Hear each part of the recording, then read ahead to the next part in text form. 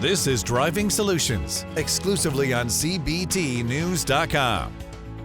In our previous interview, as part of our three-part series with Aura, an online safety solution helping to detect and mitigate emerging online threats, the Mosaic Compliance Services, a leading provider of compliance solutions for dealers, we discussed identity theft and fraud. In this second segment, we're discussing legislation and compliance. We're pleased to welcome back Scott Hudson, who's the Senior Vice President of Partnerships for Aura, and Jim Ganther, who's co-founder and CEO of Mosaic Compliance Services. Gentlemen, again, thank you so much for joining us on the show today. Thanks again for having us. Glad to be here. Yeah. It was a great conversation that we had on the first of this three-part series. So I want to pick up kind of where we left off there a little bit. We're going to be talking a little bit more, though, about the compliance part of this. And I know that that's something, Jim, that's near and dear to your heart. But what are the key regulations related to identity theft and fraud that impact dealers? Well, the two regulations that really directly impact identity theft in the dealership community would be the red flags rule and the safeguards rule. Beyond that, you've got what I'm going to call garden variety negligence. You know, you cannot get sued for violating the safeguards rule. There is no private cause of action. There is no right for a consumer to say, I want the FTC fine level of $51,744 per violation. Okay. You can't do that. However, what you can do is you can sue for negligence, because negligence is someone owes you a duty, breaches that duty, you're damaged because of the breach. That's the recipe for negligence.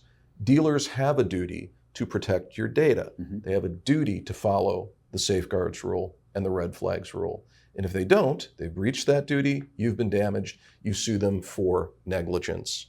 And the big takeaway is that if you have a data breach and you haven't been following the safeguards rule, it's a perfect class action. Nobody hacks into your database, gets into your DMS to take one record. They're going to take all of them. That's right. So it is a perfect class action. And to make it all worse, the Federal Trade Commission has defined failure to follow the safeguards rule. That's defined as a deceptive trade practice. It's the worst possible perfect storm of liability. Class action for deceptive trade practice, and your pants are down. Yeah, there's no question about it. You're just out there. Scott, let me ask you, or let's do this for some of the people that might have missed the first in the three-part series that we've got. Kind of give us the kind of the 411. Remember when we had 411? You'd call up information. Yeah. Give us the 411 on Aura and what the solutions that you provide to dealers. So Aura is a personal digital cybersecurity company. We're designed to take all of these point solutions. People go out and buy a password manager, a VPN, a delete me service, a home title monitoring. Think about all these different solutions. What Aura has done is taken all of those and many, many more and brought it all together in one single solution to better protect you and your family. So simple, easy to use, cost effective, and continuing to innovate and add new features and new functionality. So we're all about better protecting the consumer and their family from digital crime, fraud, and other related crimes. And it couldn't come at a better time. Exactly. Right? Yeah. I mean, this is such a hot topic. It has been for a number of years now. It's an issue that is only getting worse, not better. Right? It's dealers. It's just exponentially growing. I mean, you think about home burglary. People invested in home burglary systems. Well, it's declining. Right. This is exponentially growing and blown past losses. Especially as technology gets even better and better and better. These people offshores, in many cases offshore, outside the country, in other areas of the world, can hack right in and feel no pain at all. No, that's right. There's the old school stuff and the new school. These new threats are really, really concerning. That's right. That's right. So front and center on everyone's mind right now is the pending CARS ruling. How do you see identity theft and fraud compliance interacting with the ruling, Jim? And you're kind of the expert in this area, so I'll direct that to you. Well, the CARS rule is the biggest piece of regulatory overreach I've ever seen touch the dealership community. My company is participating in the NADA-TAD litigation as amicus. We filed a brief in the Fifth Circuit in support of the petitioners. So yeah, we're kind of deeply involved in this.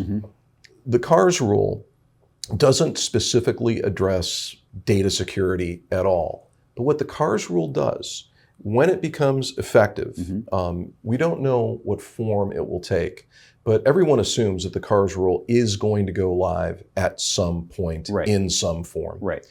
And in its current configuration, it's going to require or very seriously force dealers to record the F&I transaction. Okay.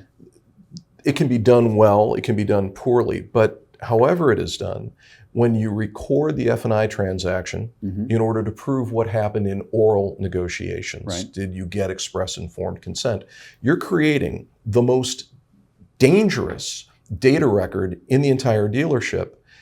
To me, it's more serious than losing your grandmother's maiden name and blood type, your social security number, et cetera. Yeah. Because if I get your voice and image, I can deep fake and I can extort your family members. The rule is going to require that recording be made in some form and preserved for at least 2 years. So it doesn't talk about identity theft or data security. It just creates a heightened threat within the dealership community that has to be protected against. Wow. Okay. So this is probably something dealers are not even really knowledgeable. We're barely knowledgeable about it. But let me tell you what happened in real life. My company creates a lot of content, and we have a nationally recognized voice talent who does all of our narrations. We have an enormous library of his voice with a free app, an AI voice emulator, free. Right. We can make his voice say anything we want. We type it in and his voice comes out. It's incredible. That's the free version. Right. It's about 80% of perfection. If you're willing to pay $13 a month, and this is publicly available, you can get an emulator that his wife cannot tell the difference. And it wasn't until we went through that in our own company, go, wait a minute. That's crazy. All of these recordings at dealerships can be run through a $13 a month AI-enabled voice emulator. Yeah. And suddenly it's, Mom, send money. I'm in jail. Bail me out. That's right. That's right. Yeah. So wow, this becomes all the more important. Yeah. Our CEO was on 60 Minutes not too long ago, feature focused on the elderly and how the elderly are being preyed upon these types of things. Oh, I bet. Calling grandma and saying, Grandma, I need $1,000. That's right. I need to do this. And so one of the other features that we have is we can actually block text and calls if that number is not in their phone. Wow. They don't get it. It goes to a third-party box that somebody can get it. So there's another way to stop it. So this is just another example of how we're trying to use the technology to help prevent. I was going to say, and protect. You guys are hard at work trying to take care of the technologies because they're so advanced. They just out there. keep coming. And so, wow. But it's, then we're working on the next one, the next one, the next one. Sure, so it's amazing. So what does all of this mean to a dealer that is sitting out there with 150 employees and thousands of customers and even hundreds of thousands of prospects that are coming in for demo drives each day and doing business online now? So many customers are giving all their information online for credit applications and financing. I mean, they're just sitting out there like a sitting duck, right? Literally a sitting duck. Yeah. Most dealers, some are very, very good. Yeah. We work with some dealer groups that are just absolutely at the cutting edge. And a lot of the publicly traded dealer groups need to be. Of course. But that still leaves 70% that aren't there. And really, they're in a state of unconscious incompetence. They literally don't know. They just don't know what they don't know. What they don't know. Right. And, I am not worried about the Federal Trade Commission knocking on the door of any single dealership. It's a real threat, but it is a small threat. Yeah. Statistically, they're going to get theirs. Yeah. But the odds are against it being you. Sure. But the odds of a plaintiff's lawyer, serving you process is actually pretty good. And that's not where you want to wake up. Right. You don't want to become aware of the problem because you've been served with a lawsuit. That's right. You don't be the low-hanging fruit. Consult an expert.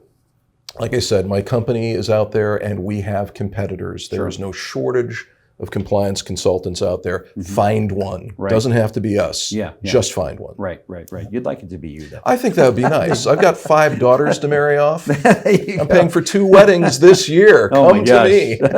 Wow. That's at that point, you must just wish that they elope. Just go. Well, actually, a part of me wishes that Joe Biden would be president forever, because Biden has gotten the Salesman of the Year award every year he's been in the White House. Why is that? Because whereas Trump ran on a platform of I'm going to cut and reduce regulations, and he did. Yes.